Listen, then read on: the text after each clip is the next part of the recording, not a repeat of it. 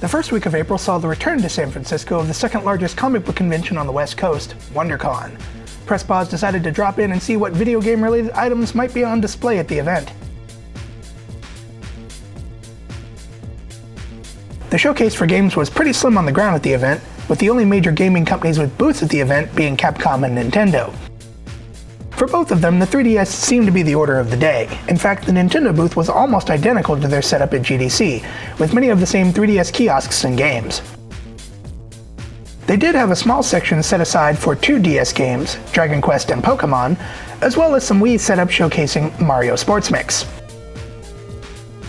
At the Capcom booth, the main event was of course Super Street Fighter 4 for the 3DS, but they also had several kiosks set up to showcase the new DS Okami game, as well as several machines running Marvel vs. Capcom. This was a comic convention.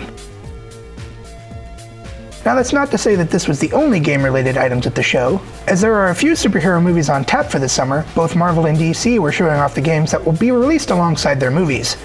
On the DC side, there was the Green Lantern game, although we weren't able to get much footage of it as we were shut down by DC.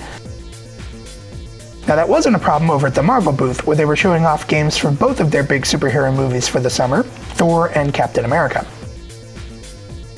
All of these games seem to be running fairly well for movie tie-in games, with Captain America seeming to stand above the rest. All in all, there wasn't a lot of gaming-related things to see at this year's convention, but that's not really the focus. What was there, for the most part, catered to the audience that was there, and in that regard, seemed to hit the right notes. I'm Scott Jones. Thanks for tuning into this spotlight on the games of WonderCon 2011 here on Press Pause.